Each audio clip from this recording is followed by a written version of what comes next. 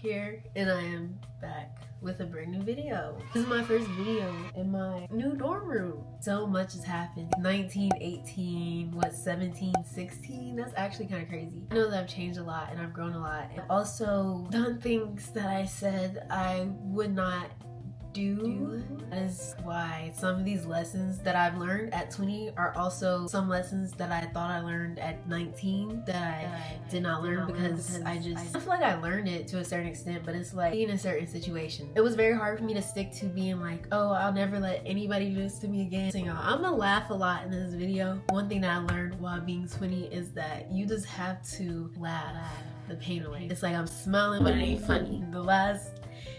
I can't even get it out. In the video that I made when I was 19, I was like, if I ever get heartbroken again, backhand slap me. And y'all, it's kind of a ridiculous thing to say. This year, I split them up into categories. First, we're gonna start off with self-expression and identity. First lesson is speak your mind. I have learned that it is so important to speak your mind, and this is something that I've been trying to do for years, but it's like when I get put into certain situations with people, I'm always scared to speak up for myself. I'm really scared of conflict. I did a lot more this year. At the end of the day, if you gotta get something off your chest, get it off your chest. And I noticed that if you don't speak up about things when it needs to be spoken up about, the situation would just get worse and worse, and it'll be a living hell for you. The moment that I actually started speaking up for myself is when I got more clarity about situations, and when I felt better. It can make a big difference in friendships and relationships. You gotta let people know what's on your mind. It is okay to question yourself, who you are and what you like. That's how you grow when you're in your 20s.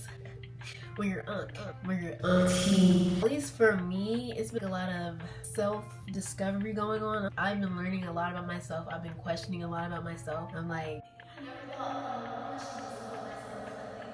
I would also say within this questioning yourself, try not to put too much pressure on yourself to have an answer right now. This is something you figured out. Number 3, you are enough already. No need to prove anything to anybody. I definitely said this last year. This year is really the year that I learned that lesson. I went through something that made me question my worth and made me question whether or not I was enough for people, because I'm like, why does this keep happening to me?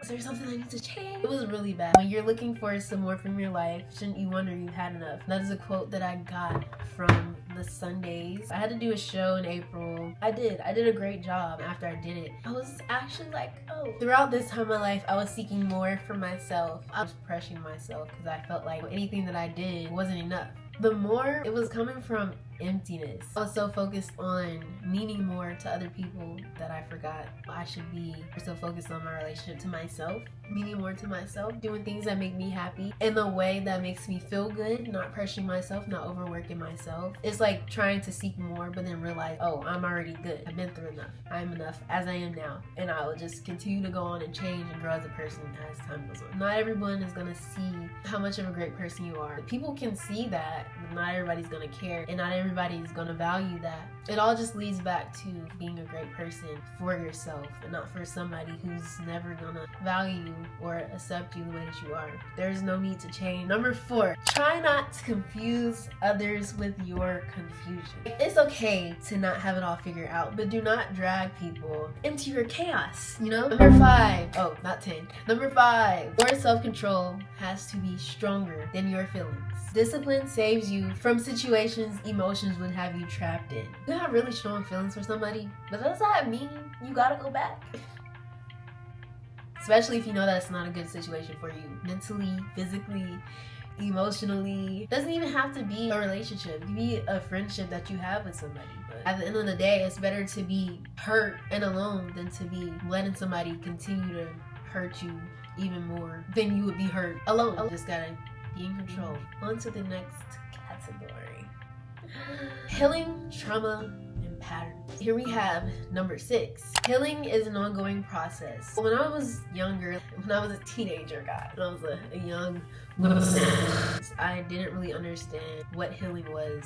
I had a crazy childhood. If you knew what I've been through, you would see how well I'm doing under the circumstances. I thought that I could tackle one thing at a time. I was like, okay, if I journal about this and if I, work on this and that, I'll be completely healed. But that's literally not how it works. So I don't know if you could ever be completely healed from something, because there are things that I thought that I healed from that I did not heal from. As life goes on, we collect more and more cuts, and there's always something to heal from, especially very serious things that happen to you while you're an adult, while you were a child. Being older and becoming friends with people and dating kind of showed me how unhealed I actually am from certain things that happened to me when I was a child. I noticed that you attract what you haven't dealt with or what you haven't healed from.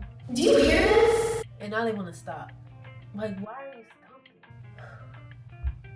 Like, what are you doing?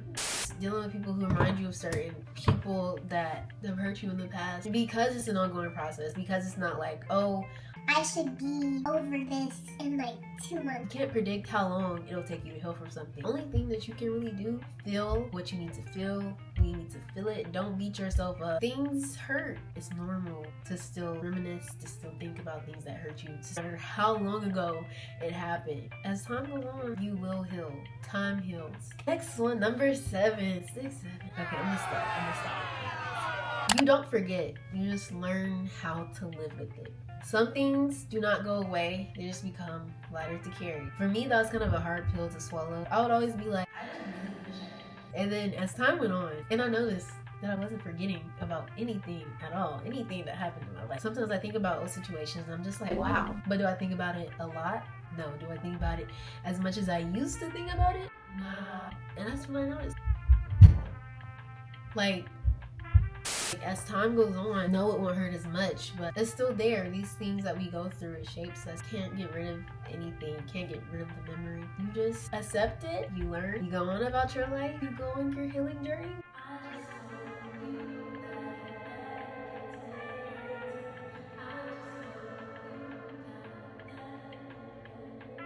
Number 8, internalizing someone's behavior towards you leads to self-hate. People will treat you the way that they treat themselves. People will treat you the way that you treat yourself. You're blaming yourself, suppressing your emotions.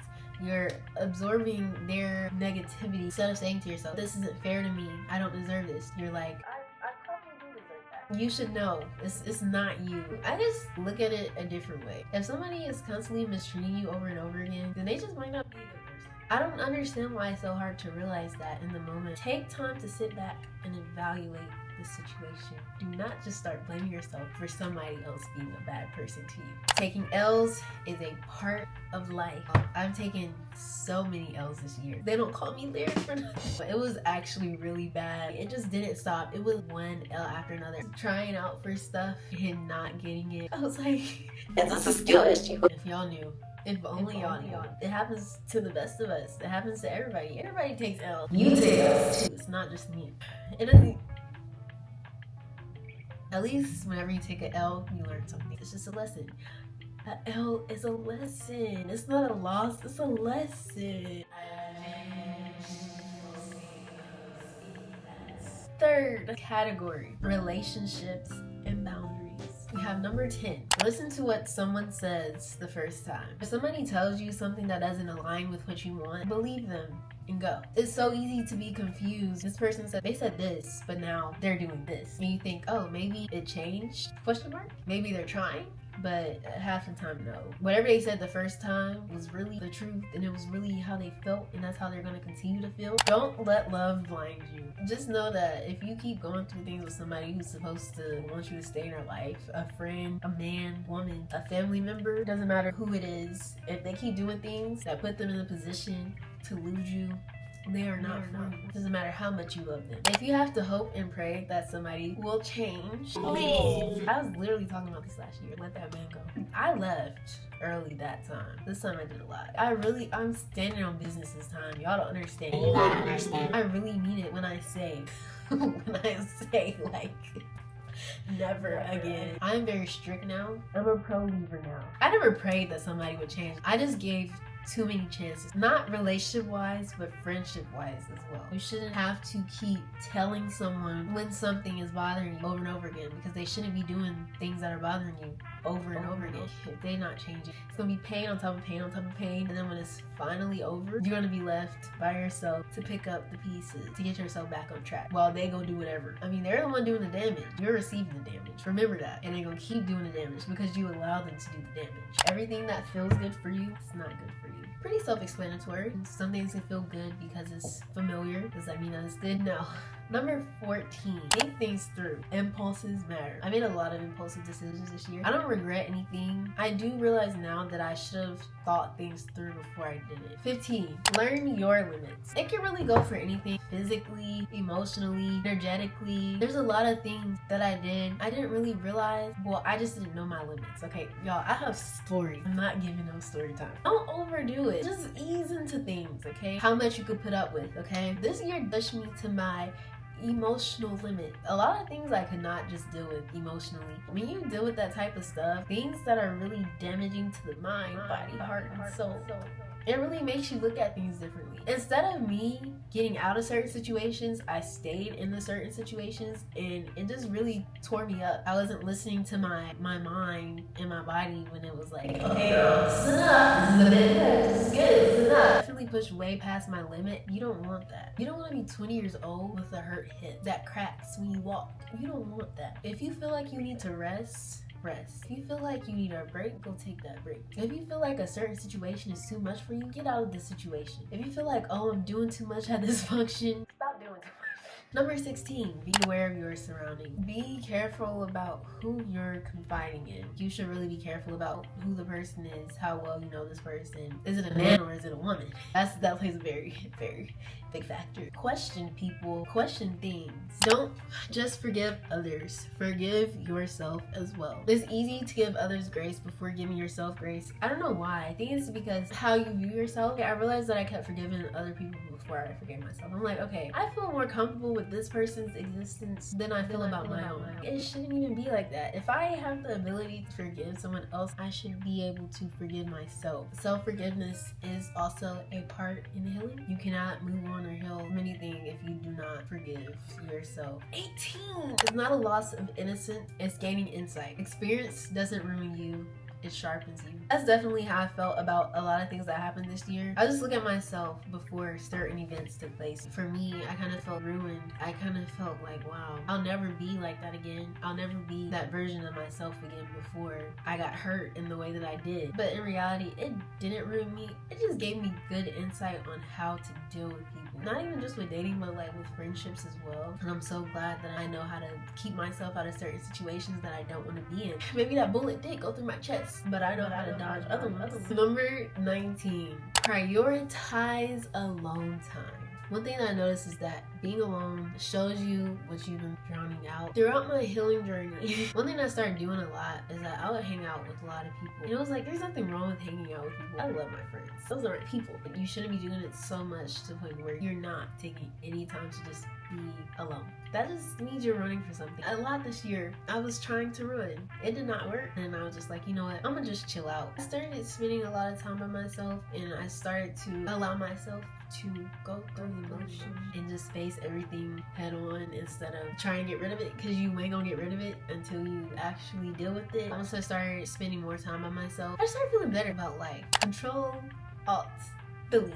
What's meant for you won't require you to suffer. If it was meant to be, it wouldn't have dragged you down. You didn't deserve it, and that's why it's not in your life anymore. When you end friendships with people, whatever the case may be, you kind of dwell on things and you're like, wow, I wish things could have been different, or you know, like, I actually miss this person. You have to do what was best. When I was talking about how I keep people in my life because I don't like missing people, as long as we're cool, I feel like I could move on, or I can get past this. As long as it's good, like, I'll be good. But it's like I was never okay, because there's a part part of me staying cool with somebody who harmed me multiple times is hard because it's always in the back of your mind. Somebody who really cares about you will listen to you and will be better, because I know that's how I am as a person. If I can be that type of person, if I can consider other people's feelings, I know that there's somebody out there who can do that. If that's the case, I shouldn't stay around people who can't do that. I just shouldn't go for that. And I know that if certain situations would have gone the way that I actually wanted it to go, I don't think I would have been able to handle it. It wouldn't have been good for me. And I realize that now, and I realize that it ended exactly when it was supposed to end. Sometimes what you gotta do for real, my life hack, you gotta pretend like you hate people when you don't actually hate them. It's gotta be like, I can't. Those are all the things that I learned at the age of 20, turning 21 soon. It's gonna be my last video doing this. I would be lying if I said I was over everything that happened this year. Too much happened for me to actually be over it by now. I know that I'm still in a ongoing healing process, so the moment I get in a relationship, I'm gonna be so surprised. But until then, I'll continue to work on myself, and I'm just gonna focus on myself and what I have going on. I'm just telling my story, just trying to tell y'all what I learned. Learn from my mistakes. Thank y'all for watching so much. I really hope that y'all enjoyed it. If you did, you should go ahead and leave a like. I really enjoyed filming this video and talking because I miss sitting down and yapping to a camera for like 3 hours. But since you made it to the last few seconds of this video, you might as well subscribe and tune into more videos, and I'll see you on my next video. Bye.